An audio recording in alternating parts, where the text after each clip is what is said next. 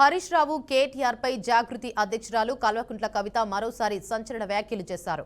Naini coal block టెండర్ల విషయంలో Bhatti Vikramarka press meet పెట్టగానే మా గుంటనక్క ప్రెస్ మీట్ పెట్టారని, గుంటనక్క ప్రెస్ మీట్ ను గుడ్డిగా నమ్మి కేటీఆర్ ప్రెస్ మీట్ పెట్టారని ఘాటు వ్యాఖ్యలు చేశారు.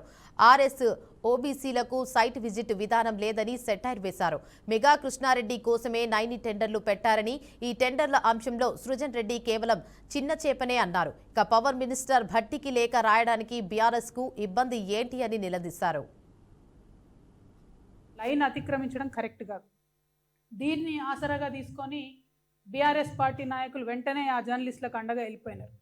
నేను బీఆర్ఎస్ పార్టీ నాయకులు సూటిగా ప్రశ్నిస్తున్నాను. ఇదివరకు ఒక టీవీ ఛానల్లో మీ నాయకుల మీద స్టోరీలు వేస్తే పోయి అక్కడ దాడి చేస్తారు. ఇప్పుడు ఈ ఒక్క ఛానల్లో, శాటిలైట్ ఛానల్లో కథనాలు వస్తే మీరు వీళ్ళకి సపోర్ట్ చేస్తారు. అంటే మహిళల పట్ల ఒక ఛానల్లో స్టోరీ వేస్తే ఒక రకం ప్రవర్తన, ఇంకో ఛానల్లో స్టోరీ వేస్తే ఇంకొక రకం ప్రవర్తన బీఆర్ఎస్ పార్టీకి ఉండవచ్చా? ముఖ్యంగా నేను కేటీఆర్ గారిని ఈ ప్రశ్న వేస్తూ ఉన్నా. మీ మీద స్టోరీలు వేస్తే ఒక ఛానల్ని మీరు వెళ్ళి మొత్తం మీ అనుయాయులు వెళ్ళి ధ్వంసం చేసిరు. అటువంటిదే ఇంకొక ఛానల్లో స్టోరీ వేస్తే మరి ఆడబిడ్డలకు అండగా ఉండకుండా, మహిళా ఐఏఎస్లకు అండగా ఉండకుండా, దళిత ఆడబిడ్డలకు అండగా ఉండకుండా మీరు వత్తాసు పచ్చుకొని ఒకవైపు మాట్లాడడం అన్నది ఎంత మేరకు కరెక్టో సమాజం కూడా ఆలోచించాలని నేను ఈ సందర్భంగా కోరుతున్నాను. మేము బాధపడేది ఏంటంటే, మేము కాంట్రాక్టర్ల పక్షాన మాట్లాడేటోళ్ళం కాదు, ఎప్పుడు కూడా కార్మికుల పక్షాన్ని, అధికారంలో ఉన్నా విపక్షంలో ఉన్నా. నేను రియాజన్ ఏం బాధపడుతున్నామంటే, గత 2 సంవత్సరాలుగా మేము గొంతు చించుకొని కార్మికుల సమస్యల గురించి మాట్లాడుతుంటే ఎన్నడూ అసలు ఈ రాష్ట్రంలో సింగరేణికి ఇన్ఛార్జ్ అయిన మంత్రి గారు భట్టి విక్రమార్క గారు బయటకు వచ్చి మాట్లాడలేదు.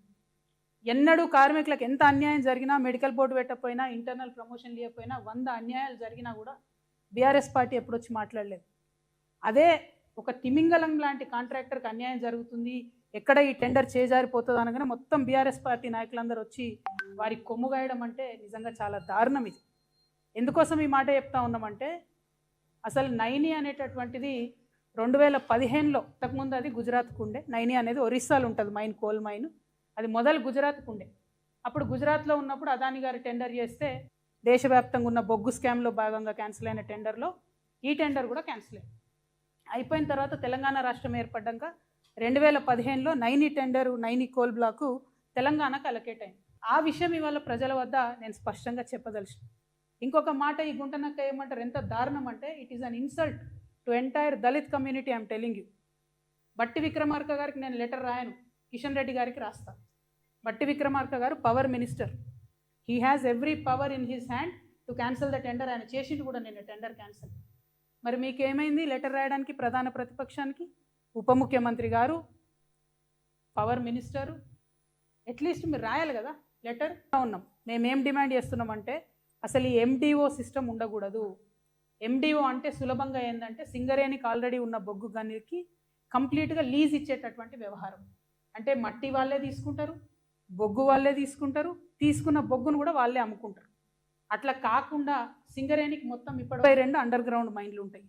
ఈ 19 ఓపెన్ కాస్ట్ మైన్లలో వచ్చే లాభంతోనే 22 అండర్ గ్రౌండ్ మైన్లో అత్యవసరంగా వచ్చేటటువంటి లాభాలను సస్టైన్ చేస్తూ, ఇప్పుడు ఉన్న మైన్లన్నీ మీరు వేరే వాళ్ళకి ఇచ్చేస్తే, ఆ ప్రాఫిట్ అంతా వేరే వాళ్ళకి వెళ్ళిపోతే సింగరేణికి ఏం మిగులుతుంది?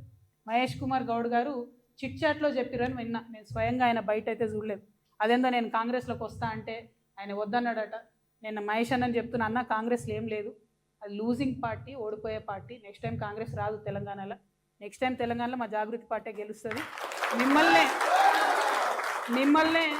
మిమ్మల్నే మహేష్ కుమార్ గౌడ్ గారిని నేను జాగృతిలోకి ఇన్వైట్ చేస్తున్నా. మీకున్న ఎక్స్పీరియన్స్తోని మీకు మంచి పోస్ట్ ఇస్తామన్నా, నేషనల్ కన్వీనర్ ఇస్తాం, మీకు మంచి పోస్ట్ ఇస్తాం, మీరే రండి. మేము చాలా సీరియస్ పొలిటికల్ పార్టీగా చాలా పెద్ద ఎత్తున ప్రజల వద్దకు వెళ్తాం. భగవంతుడి దయతోని, ప్రజల దయతోని తిరుగులేని రాజకీయ శక్తిగా ఈ రాష్ట్రంలో ఆవిర్భవిస్తాం. కాబట్టి మీరు నన్ను బద్నాం చేసే ప్రయత్నం చేయొద్దు. నేను వస్తాను కాంగ్రెస్ పార్టీలోకి మీకు చెప్పడం, మీరు వద్దనడం, ఇవన్నీ మీకు కలవడ్డది కావచ్చు అన్న. ఏమనుకోతే ఎవరికైనా చూపించుకోరు, జర బొట్టు గిట్టు పెట్టించుకోరు. నా రిక్వెస్ట్ ఏంటంటే, ఇటువంటి ప్రయత్నాలతోని నా వ్యక్తిత్వాన్ని దెబ్బతీసే ప్రయత్నం చేయొద్దు.